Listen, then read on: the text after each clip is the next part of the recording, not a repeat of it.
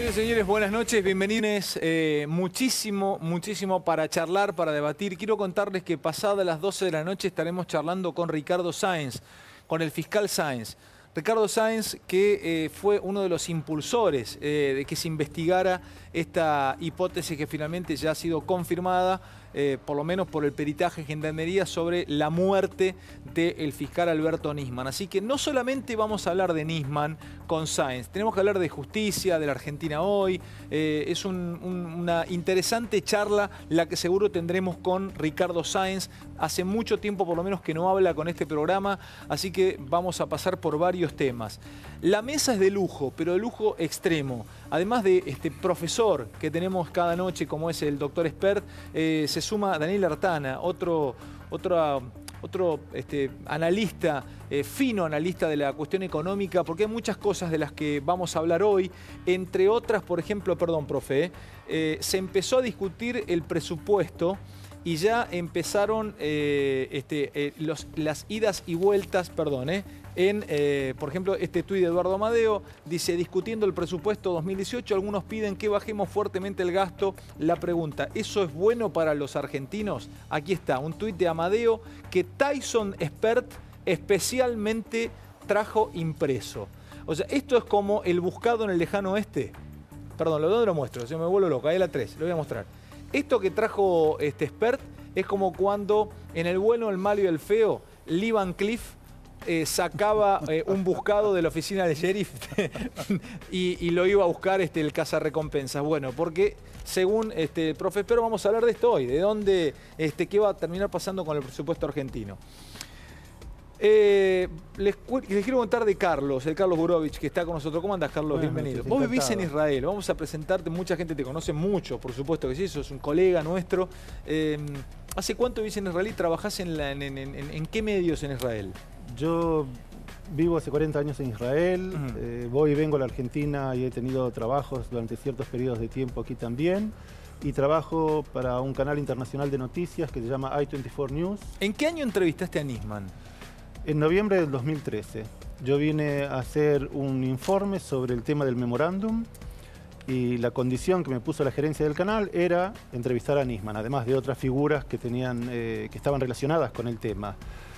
Fue difícil conseguir la entrevista, pero tuve una oportunidad única de conversar con él durante 40 minutos y luego que él me pase por dentro de la UFI, me muestre su archivo personal y me cuente cómo trabajaba. Discúlpame, ¿en qué año lo entrevistaste? Noviembre del 2013. Noviembre del 2013. ¿Cuándo muere? En enero del 2015. En enero del 2015. O sea que una de las últimas personas, por lo menos de las personas que entró al archivo, a todo lo que él tenía, fuiste vos.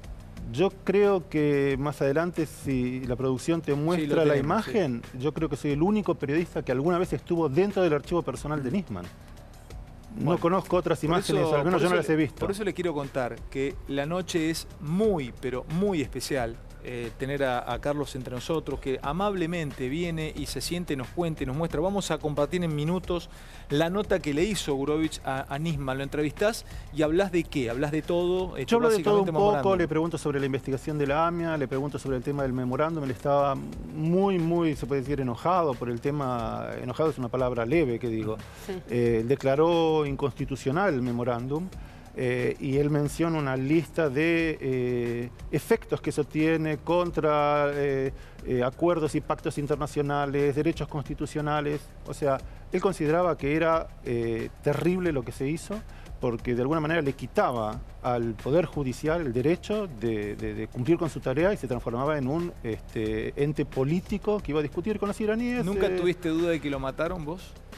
Yo no tengo duda de que lo que le pasó a Nisman fue por su trabajo y que fue un asesinato. Bueno, ya en minutos voy a poner al aire la entrevista y vamos a compartirlo. Señores, bueno, al resto, a mis compañeros, buenas noches. Tema Debido, ¿qué pasó? ¿Piden la detención de Debido? A ver, son dos cuestiones las que me parece que hoy tienen a Debido en la tapa de todos los medios y en el interés público. Una tiene que ver justamente con el pedido de desafuero y de detención de Debido por la causa que contaba Dani, que tiene que ver con Río Turbio y por la posibilidad de que justamente entorpezca la investigación. Y la ¿Algo otra... tuvo que ver lo que pasó esa noche acá o no? Ya venía de antes. No sé si... no sé. Dale, sigamos. No, No sí, sé. tuvo que ver porque Eduardo Acosta presentó al día siguiente la denuncia con las pruebas que intentó destruir. Aportó las pruebas. Las pruebas, las ex autoridades de yacimientos carboníferos de Río Turbio. El expediente ese que trajo acá. Que trajo mostró, otro acá. Que era mucho más en realidad, digamos, Sí, llevó mucho más. ¿Se acuerdan que lo citaron acá en cámara? Ahora, mientras toma el cenital la cara de Devido, Devido tiene nuevo abogado. Es el mismo abogado de Lagomarsino, Rusconi. Claro, yo te contaba, una tiene que ver con la causa de, por eso piden la detención nuevamente y el desafuero, y la otra tiene que ver con un juicio que Devido no quería afrontar de ninguna manera, que es el desastre de Once.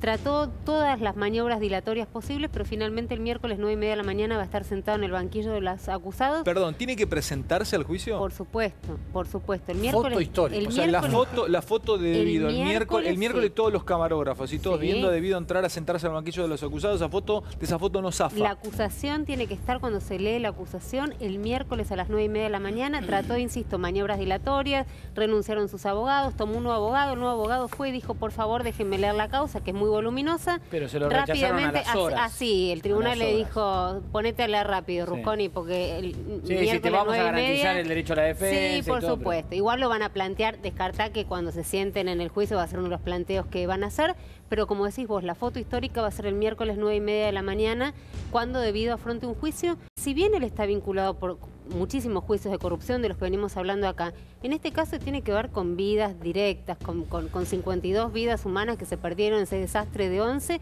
del cual el propio Devido dijo no se hacía nada sin que yo supiera, esa fue casi su defensa. Bueno, ahora vamos a meter, eso es como uno de los temas del día. Sí. Tani Y la y Fer, foto de Devido va a ser parecida a la que tuvimos de Vudú hace poco, ¿no? Exacto, Estados Unidos. exacto. ¿Qué tenés vos, Fer? A ver, el tema Maldonado hoy fue noticia también. El cambio del juez es como que alimenta una esperanza en todos, en el gobierno, en la familia, en todos los que queremos que se sepa algo de Santiago Maldonado y que aparezca finalmente, se sepa el paradero de él.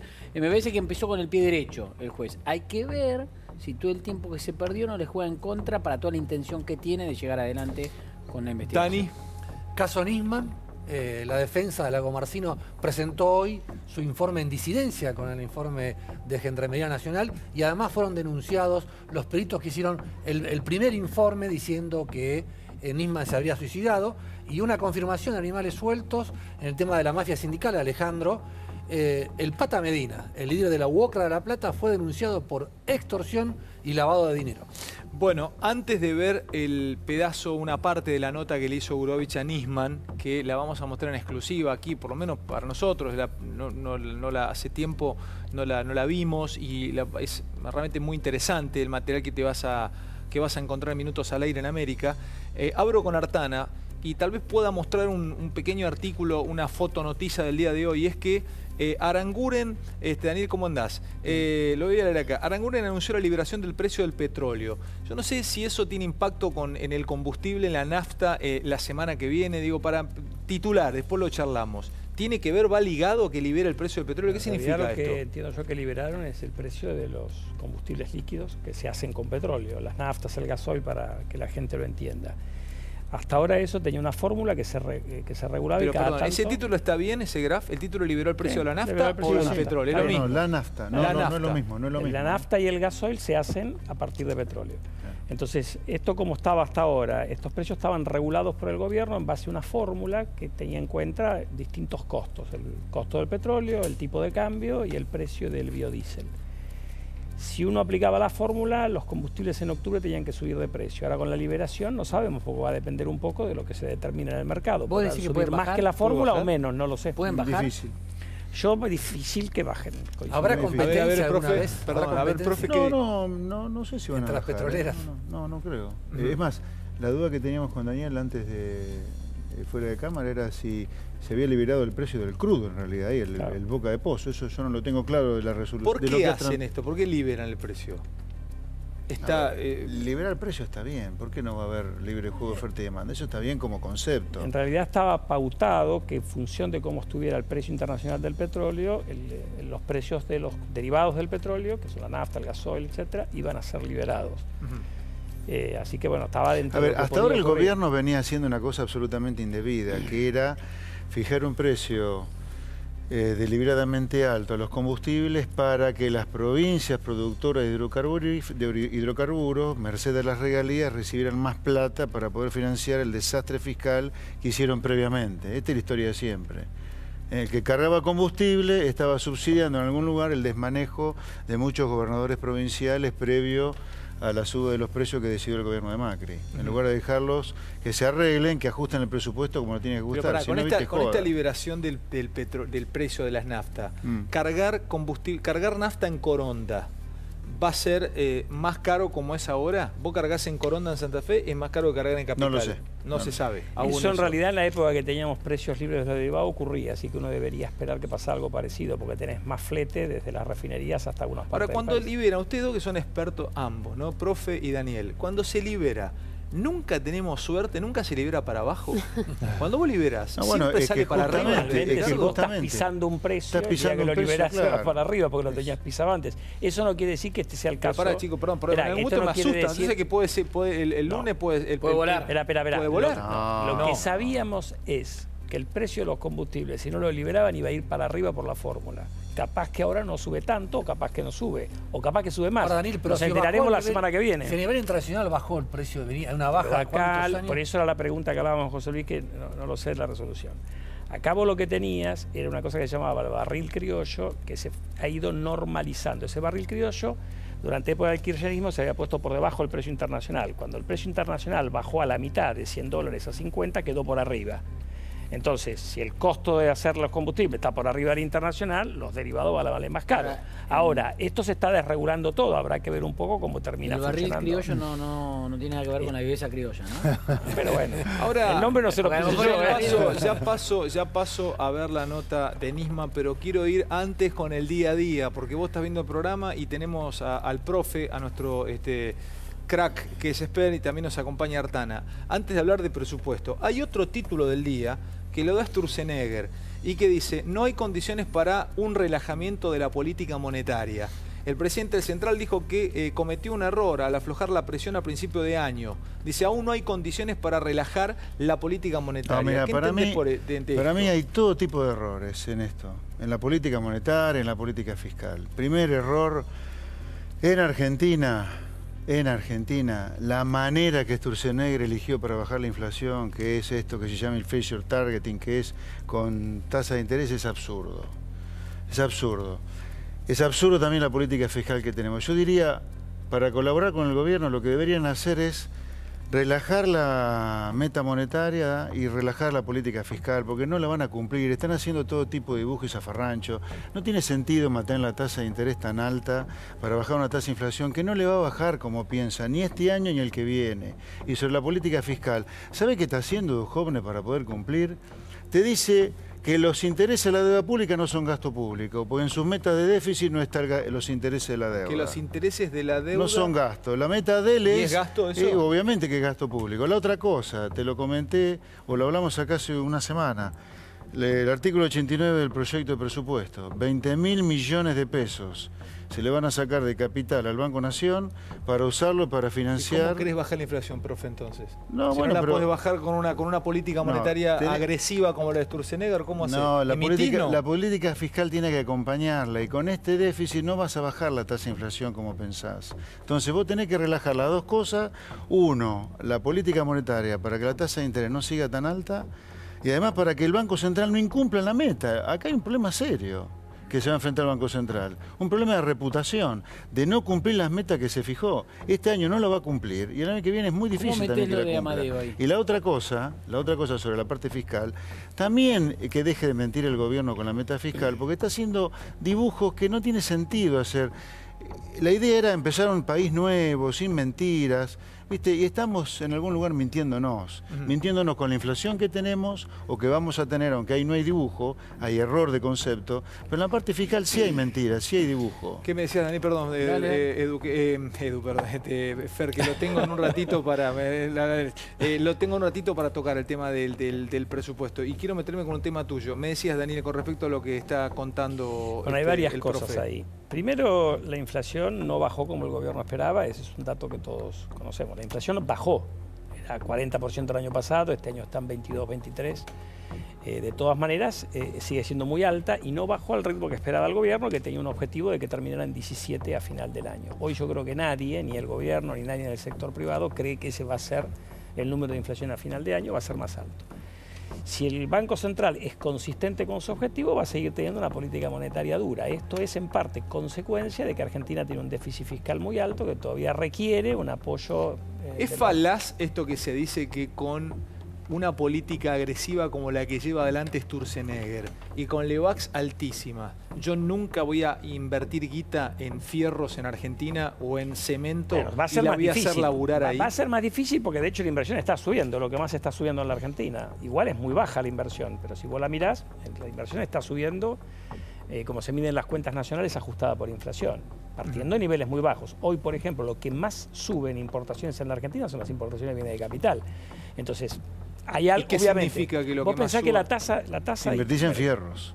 Está entrando maquinaria de equipo importada. Dame un ejemplo de bienes de capital, que puede ser una pala mecánica, o puede ser una grúa, qué sé yo, una maquinaria. Toda la maquinaria para el agro, no sé. eso es inversión en capital, eso son bienes de capital. Ahora, idealmente la tasa de interés, generalmente en la mayoría de los países, la intervención del Banco Central es ligeramente mayor que la inflación. Acá es 1% mensual más alta que la inflación, lo cual te marca, ¿por qué pasa eso? Porque como la inflación viene alta y lo que nosotros estamos midiendo la inflación semana a semana, y septiembre viene mal la inflación, no viene bien, viene mal.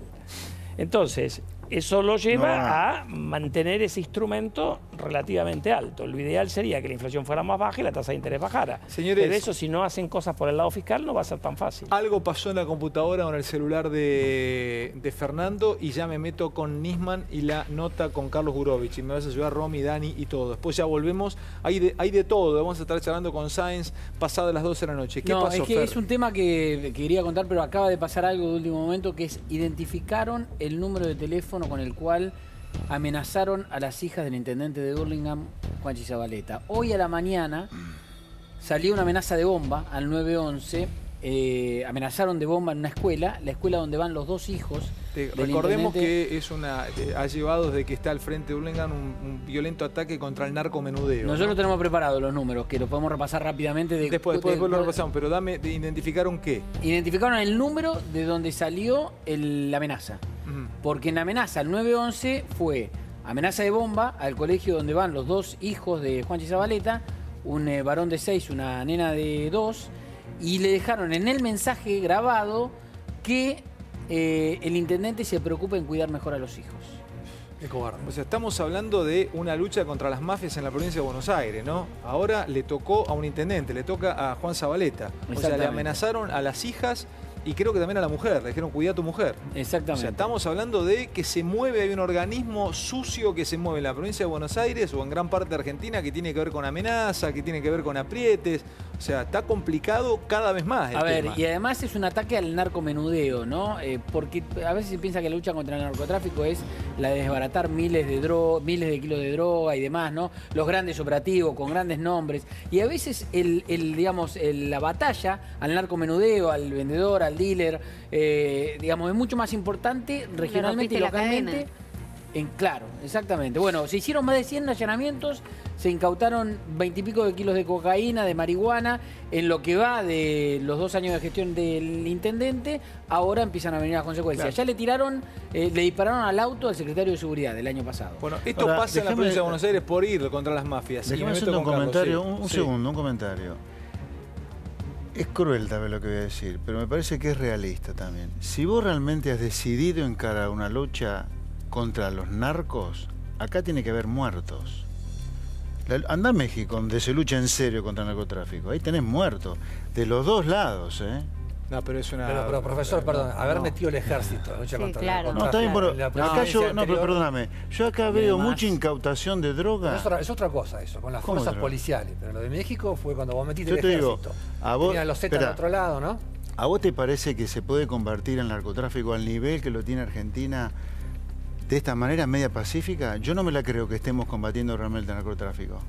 Bueno, ese está bien. Pero no es una cuestión militar. Primero, acá olvídate, yo ni siquiera estoy hablando de la fuerza. Estoy hablando, no me cierra Parece ser que el narco viene y te entrega la mercadería. Pero Eso es inteligencia José, criminal. en este caso, la lucha contra el narcomenudeo es darle bola a la señora que viene y dice, yo sé dónde venden la droga, porque a mi hijo se la venden en tal lado, y que la policía le dé bolilla a esa denuncia y vaya a llegar al allanamiento.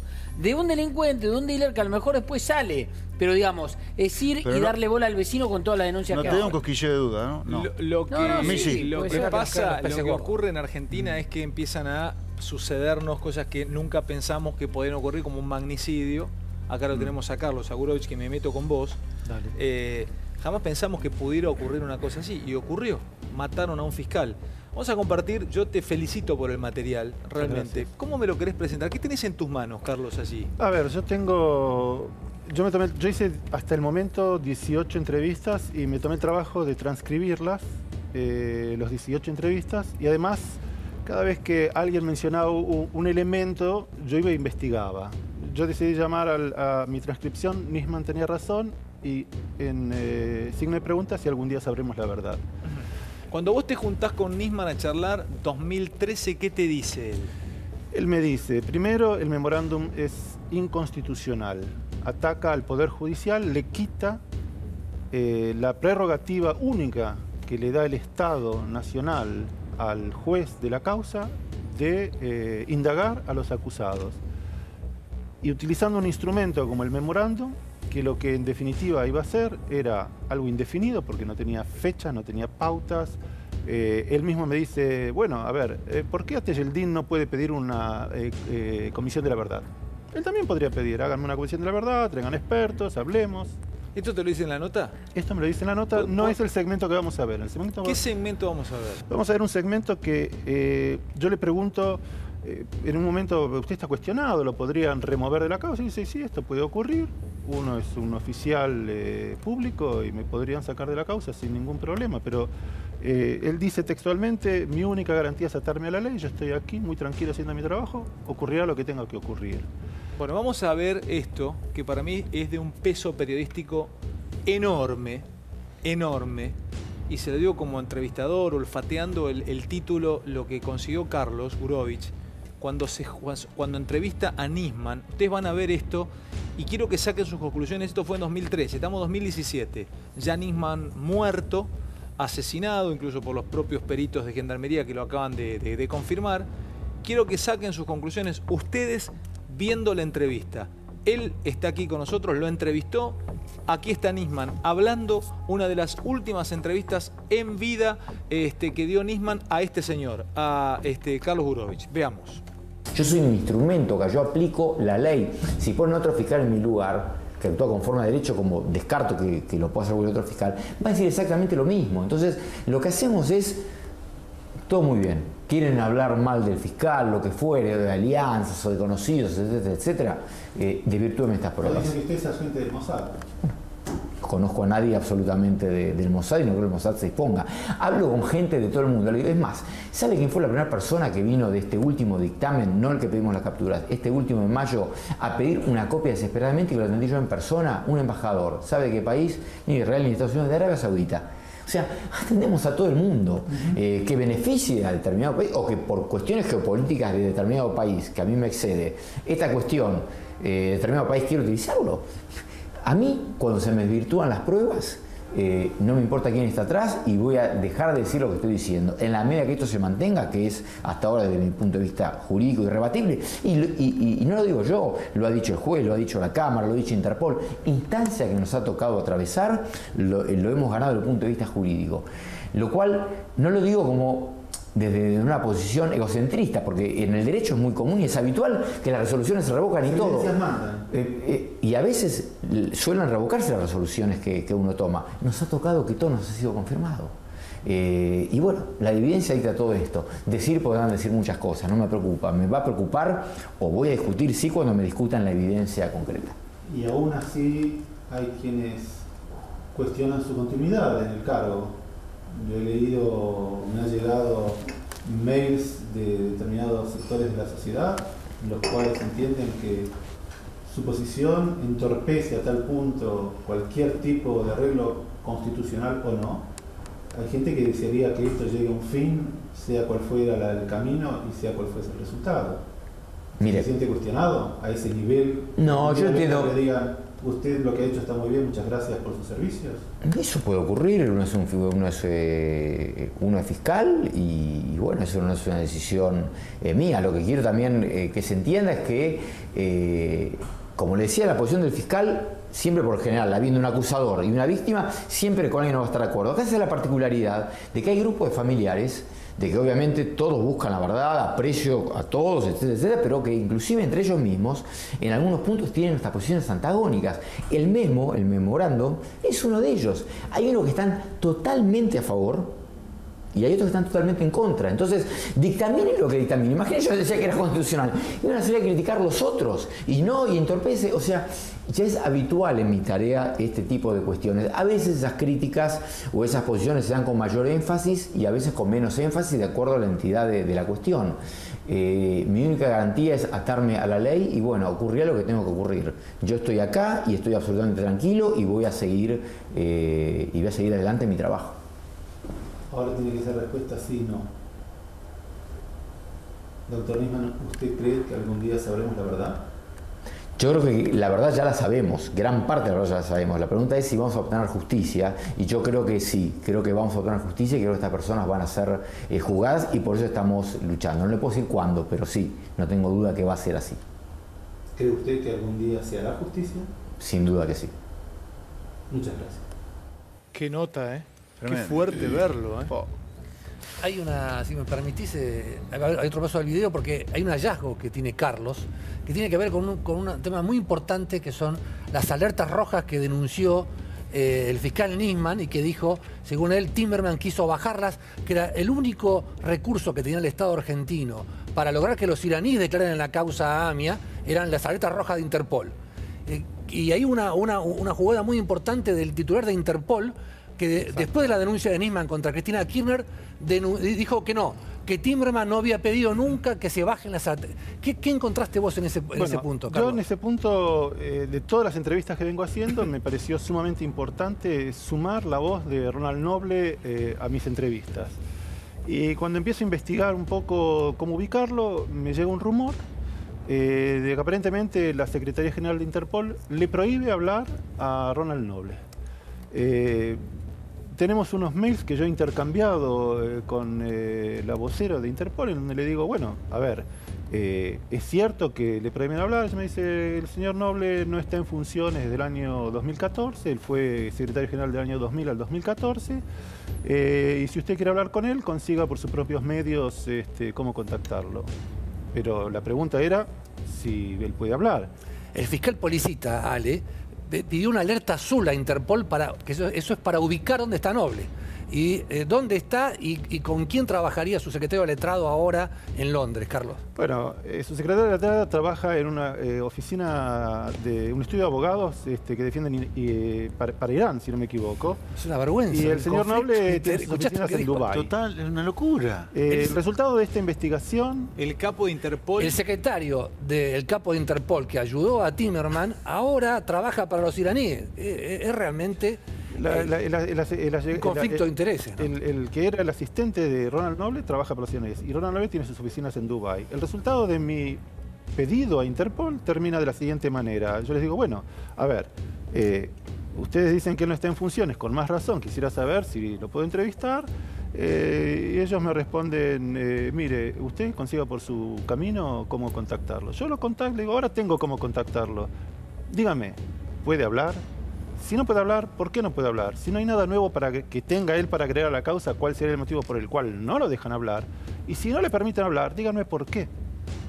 Yo creo que Interpol le debe a la sociedad argentina, a las víctimas y a la comunidad internacional una respuesta porque una persona que fue secretario general durante 14 años me intentona preguntarle acerca de cómo inició la investigación, no esto último. Pasa que hay mucha gente que debe muchas cosas, como por ejemplo, quiero que Mangel les explique las placas que van a ver, las diferencias entre la junta médica que se usó al principio de la causa y la que se dará a conocer en unas horas, porque es terrible, ¿no? Estamos hablando de la muerte de un fiscal, del asesinato de un fiscal. ¿Podemos compartir esto y podemos ver las placas? Y te voy a decir por qué es importante. Porque se habló mucho sobre esto, se dijo que la primera junta médica dependía de la Corte Suprema, cosa que no era así. Y además que el resultado había sido completamente opuesto a este, porque habían determinado que Nisman no lo habían matado. De ninguna manera esa es la conclusión que hace la primera junta médica. Vamos a ver las placas si podemos. Mirá las placas, dale, arrancamos con la cuerpo médico. Esta fue la primera que se hizo. La hicieron médicos, solamente médicos, ¿sí? Del cuerpo médico forense, una autopsia sin peritos de la querella. Sandra Arroyo Salgado, la mamá de las hijas de Alberto Nisman, había pedido que la esperasen ese lunes para hacer la autopsia. Y sin audios. La esperaron, y sin audio. Es algo muy raro. En general las autopsias tienen el audio ambiente para saber de qué están hablando los médicos. No aparece el audio de la primera autopsia. Seguimos con más placas, por favor. Hay quienes quieren comparar esto, el resultado de esto, que además es muy, para mí es serio, porque si vos lo lees, a ver, mostrame que ahí dice que dice, no podemos concluir ni que lo mataron ni que se mató. Léeme la nueva pericia gendarmería. La que vamos a conocer mañana, pero que ya se conoce y Dani publicó en gran parte el contenido. Mira la diferencia entre solamente médicos y una autopsia. Y respecto de esto, en esta participaron médicos legistas, especialistas en criminalística, en planimetría, en farmacología, en psicología, en ADN. Sigue. A ver. En radiología, animación forense, balística, entomología, que yo no sé, creo que tiene... entorno. Creo que es el entorno. No, entomología que tiene que ver, me dijeron como con... Pero no había expertos también, no había... Animales. No había expertos en el entorno. En planimetría. Sí, había uno. Bioquímicos, estaba planimetría, estaba puesta en la anterior. Bioquímicos y qué más. Estos son todos, qué bárbaro. Pero esto, digo, vos podés comparar médicos, que además ese es el resultado, porque muchos dicen, ¿cómo puede ser que el primer resultado dijo? No, el primer resultado dice lo que vos lees ahí, que no pueden determinar que Nisman ni se mató ni lo mataron, digamos, que no pueden determinar porque no tienen los elementos. Evidentemente, la primera junta médica no la podés comparar con esta junta interdisciplinaria que hace años venía pidiendo la familia de Alberto Nisman, que finalmente se hizo, que es la que se conoció y que tiene una entidad que no la podés comparar, digo, más allá de la denuncia que creo que ya la contaron, y ¿no? a todo esto, mientras lo que me agregás, Santoro, vos tenés la defensa de la Comarcino, presenta un informe en disidencia. Lo presentó el informe de disidencia, ahora con eso el fiscal va a analizarlo, va a hacer una audiencia con los peritos, los 28 peritos de la Gendarmería, para hacerle preguntas y después avanzar en la causa. Pero lo que decía Romy sobre este punto específico es que hoy el diputado de Massa, Julio Raffo, denunció a los peritos de la primera junta por incumplimiento de deberes de funcionario público, falso testimonio, porque dice que no puede ser que haya contradicciones tan grandes entre lo que dijo un peritaje el año pasado y lo que dice ahora la Gendarmería, y denunció al médico forense Fernando Treza, al tanatólogo Héctor Di Salvo y al decano del Cuerpo Médico Forense, Luis María Garay. Y una de las cosas que se preguntan y no encuentran respuesta es ¿cómo no se dieron cuenta que tenía tabique fracturado, que tenía un golpe severo en el hígado y cómo no se dieron cuenta que tenía ketamina en el cuerpo? Señores, ya vengo a hablar de economía con el profe expert. Vamos a hablar del presupuesto que se está discutiendo. Está Daniel Artana. Vamos a hablar también de qué está pasando en la economía argentina. El fiscal Sáenz estará charlando conmigo mano a mano pasadas las 12 de la noche. Pero uno de los temas del día es Julio De Vido complicado en la causa por la tragedia de Once. Quiero ver las placas que tiene que ver con esto, De Vido y Once, la interna del juicio que comienza el miércoles y el perfil de Rusconi, que me lo van a dar Carnota, Mangel y Santoro. Y además Moldes confirmando el pedido de desafuero y de detención. Pide que vaya en cana De Vido. Ahí está el rostro de Vido. Pero vamos con las placas, podemos ver por lo menos, vamos a empezar a entender de qué se trata. El miércoles comienza el juicio de Once, la tragedia de Once. 51 fueron los muertos que provocó la tragedia. Si contás la mujer que estaba embarazada, 52, 21 condenados hubo en el primer juicio. 80 son los testigos que habría en este juicio. Se calculan 8 semanas que duraría el debate. 2 son los acusados, De Vido y Simeonov. Así que se supone que va a ser un juicio muchísimo más breve, obviamente. Seguimos. 2 son los delitos estrago culposo y administración fraudulenta. Hay 4 querellas, una de ellas es la OA. Lo que están buscando es que las querellas se unifiquen para que no sean tantas. Bueno, 11 años es la pena máxima que podría recibir Julio De Vido si lo encuentran culpable. Y ten en cuenta, Ale, que en el juicio anterior, yo creo que está en gran parte ya de las pruebas de este juicio, porque tanto Jaime como Schiavi lo que dijeron es que no se hacía nada sin la anuencia de Julio De Vido. Bueno, porque acordate que era ministro de Planificación y Transporte en ese momento. Va De Vido a este juicio con nuevo abogado. Atención, ahí lo están viendo, esta es la foto de De Vido. Va con nuevo abogado, o sea, y el abogado pidió que se detenga el juicio para leer la causa y le dijeron no. Esto es un artilugio, usted va como llegó. Así que atención con el abogado ya lo conocen, es Rusconi. A ver, me dan me cuentan de Rusconi. ¿Quién me cuenta el perfil de Rusconi? ¿Podemos ver el nuevo abogado de De Vido? Daniel, Fernando, ¿quién tiene? ¿Quién me lo cuenta? Bueno, él fue fiscal, hizo su carrera como fiscal de la UCISCO, una fiscalía especializada en lavado de dinero. Después renunció a la fiscalía y se dedicó a ser abogado penalista privado. Bueno, fue en principio el abogado de Lago Marcino. Actualmente la defensa de Lago Marcino la tiene su socio Gabriel Palmeiro. Fue también abogado de Lázaro Báez hasta hace prácticamente un mes. Bueno, esa es un poco la trayectoria que tiene él, de los datos que yo me acuerdo. En la actividad privada, ¿no? En la actividad privada. En la actividad privada. La verdad que se destacó siempre por tener clientes muy polémicos y y con capacidad de pagar honorarios muy altos, muy elevados. Sí, pero no es un personaje, digamos, de alto perfil, mediático. No, en ese sentido no. Pero es un hombre que él mismo dice que es muy caro. Me lo pregunto fácil. De Vido, este hombre que está acá, la imagen en la mesa de Animales Sueltos, ¿en unos días puede estar en Cana? No, todavía no. En unos días, no creo. Pero cuando termine el juicio, ¿puede ir preso? Sí, cuando termine el juicio. Navidad. Hay que recordar que después puede apelar. Va a ser rápido. El tema es que Schiavi, que sería el antecedente de él, que ya fue condenado, 8 años de prisión, perdón, sería el mismo delito que le correspondería a él por estrago culposo seguido de muerte. ¿Es así? Pero ¿qué pasa con el caso? Supongamos cuando termine este tribunal, que lo encuentra condenado, le van a tener que pedir a la Cámara de Diputados que lo desafuere. Y lo peor de todo esto es que la Cámara Nacional de Casación Penal, todavía Schiavi, Jaime y los siriglianos están libres. ¿Hace cuánto? Ya hace 2 años que están condenados por otro tribunal oral. ¿Por qué? Por todo esto que siguen apelando, que nunca se dice cuándo es condena firme. Entonces podría pasar lo mismo con De Vido, que después de que sea condenado por el tribunal oral, apela a la Cámara de Casación y apela a la Corte, y entonces tenemos un periodo. Pero no solamente eso, por ahí me pueden ayudar, no me acuerdo, pero creo que el mismo tribunal que hace el juicio de 11 De Vido supone un juicio de una gravedad institucional muy importante, una gravedad social. Me parece que marcó un punto de inflexión también en lo que tuvo que ver con la política de transporte, empezó a desnudar lo que era la corrupción de los subsidios. También se hace conjunto con uno de los juicios importantes, no sé si no es AMIA, la verdad que no sé el tribunal, pero creo que lo comparto. Vos decís, ¿cómo puede ser que no haya un tribunal? Mirá la diferencia del caso Maldonado, la Cámara de Comodoro Rivadavia, cómo hábilmente dijo, señores, no solo pongo un nuevo juez, sino que ese nuevo juez durante 60 días solamente va a tener la causa Maldonado. Acá tenés un tribunal que va a juzgar a De Vido y que además lo tiene que hacer una vez por semana porque otro día de la semana tiene una de las causas importantísimas, que ahora te voy a decir cuál es, no sé cuál es. El encubrimiento de la... Ya vuelvo, chicos, con esto.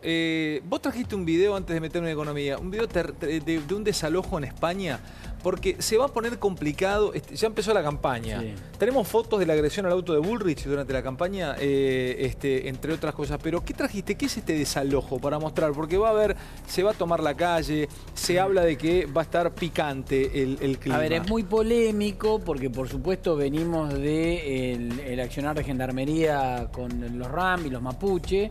Y también es muy polémico porque muchas veces se critica a la fuerza de seguridad porque no actúa, digamos, en forma un poco más severa a la hora de desalojar un corte, una protesta y demás. Esto ocurre en España, en Almería. De esta manera desalojan, fíjense.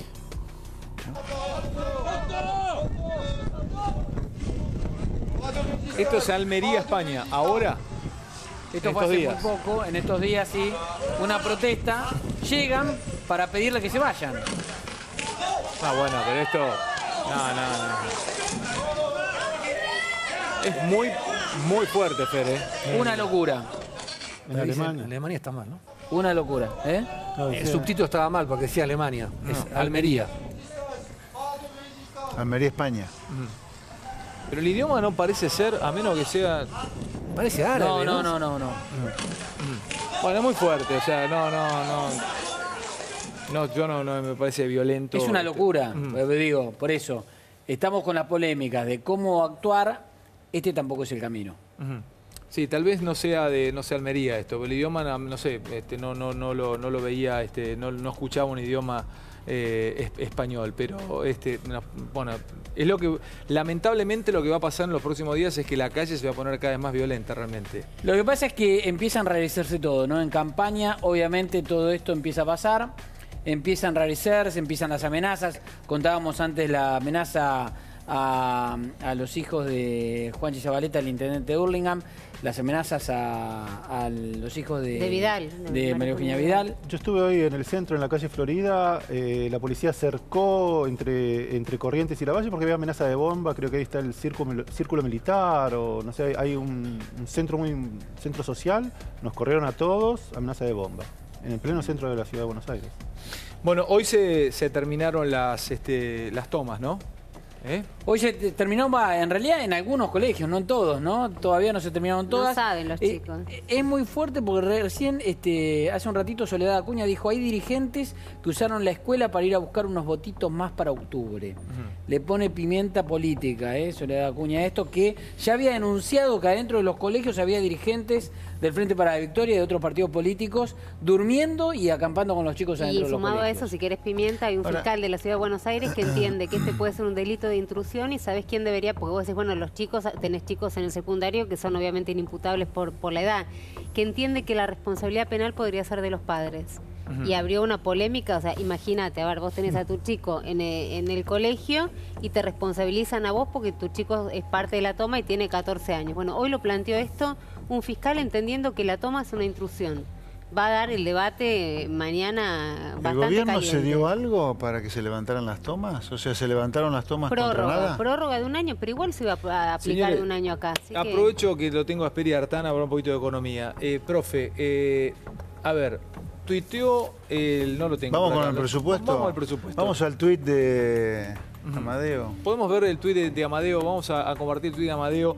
A ver, vos decís que ahora empieza la gran batalla que es el presupuesto. Sí, el presupuesto se presenta todos los años el 15 de septiembre y se discute aproximadamente hasta, en promedio, entre fines de noviembre y mediados de diciembre. Ese presupuesto presentado a mediados de septiembre se transforma en ley. ¿En qué impacta a la gente en el día a día el presupuesto? El que nos está viendo. A ver, Daniel o José, ¿cómo Dale, Daniel.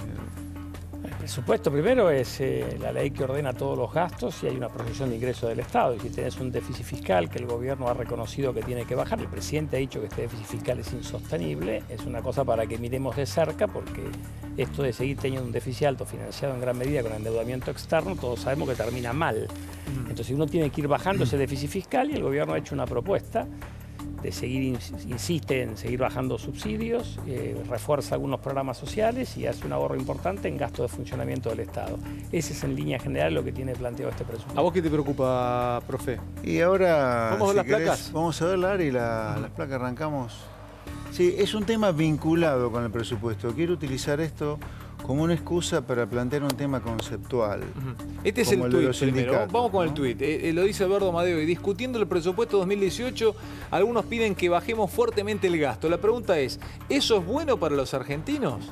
Bueno, aprovechando lo tengo a Daniel acá. Dale. Daniel Artana, como secretario de Hacienda de Ricardo López Murphy como ministro de Economía, fue de los pocos gobiernos en la historia que yo recuerdo que propuso una baja más o menos sensible del gasto público. ¿De cuánto fue? 0,7 del PBI. 2,7 del PBI. 0,7. 0,7 Era muy chiquita la baja. 0,7 del PBI. Nada.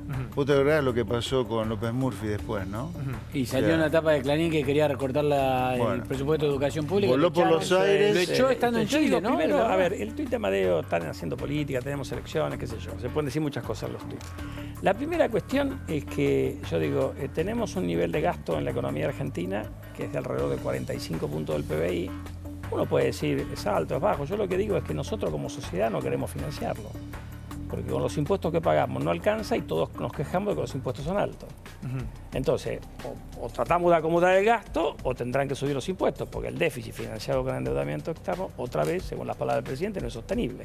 Entonces, nosotros como sociedad primero tenemos que poner las cosas, o sea, no podemos hacer que 2 más 2 sea 5, nunca da 5. Entonces, el día que entendamos que si queremos gasto alto tendremos que pagar más impuestos, o bajemos el gasto, que probablemente lo que José Luis y yo querríamos, que el gasto fuera más bajo. Después podemos discutir si hay que bajarlo. El gobierno ha trazado un camino de bajarlo, es como un ajuste sin dolor. El gasto crece igual que la inflación y si la economía crece, el peso del gasto en la economía cae porque la economía va a crecer. Es un ajuste sin dolor. Sí. Vamos a las placas. Es un poquito entre comillas sin dolor porque los que pagamos la baja de gasto somos los que... A ver. Bueno, esto está conectado con lo anterior.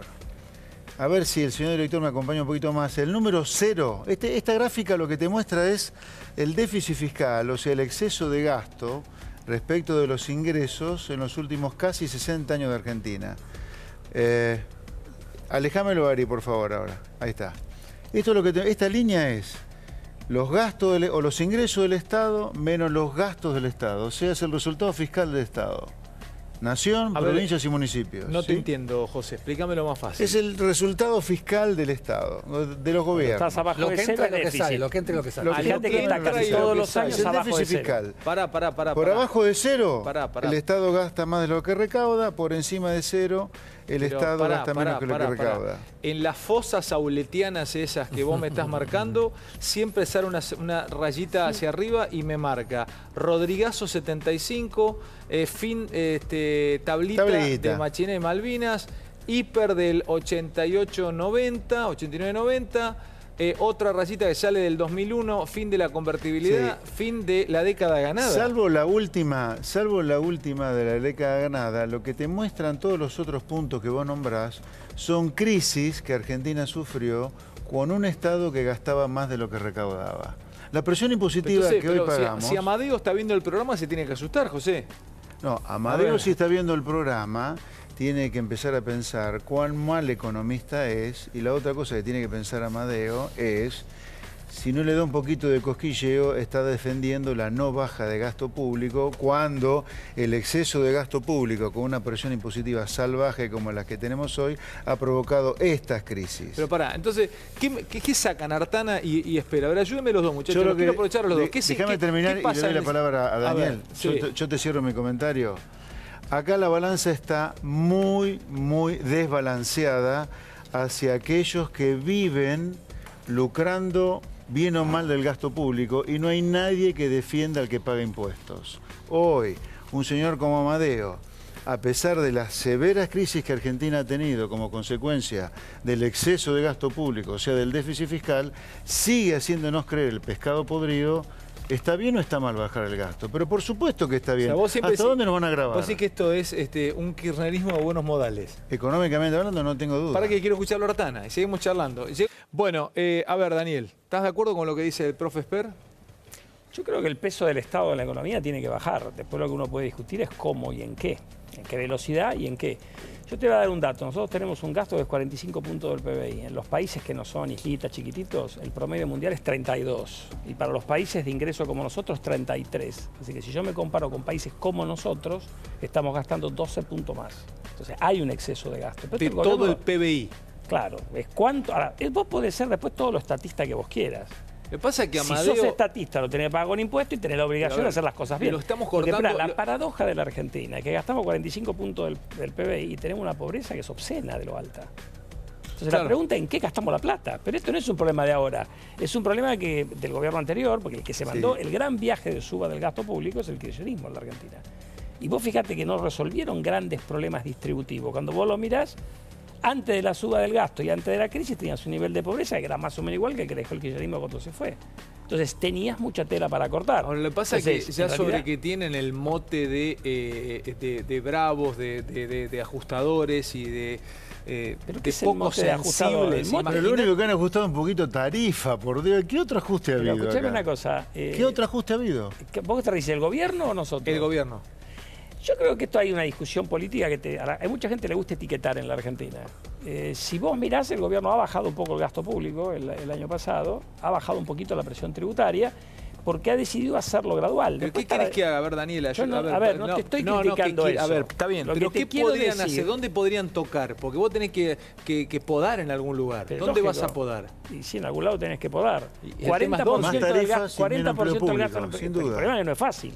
40% del gasto nacional son jubilaciones. Más tarifa y menos empleo público. Un poco público. más del 10% son prestaciones sociales. Otro poco más del 10% son salarios de los empleados públicos nacionales. Otro poco más del 10% es inversión pública. En lo que te queda de gasto y funcionamiento es chiquito. Entonces obviamente, lo que vos tenés que mirar Amadeo, como buen representante de la cuerpo política, nunca lo va a decir. Pero Argentina no es que no ajusta.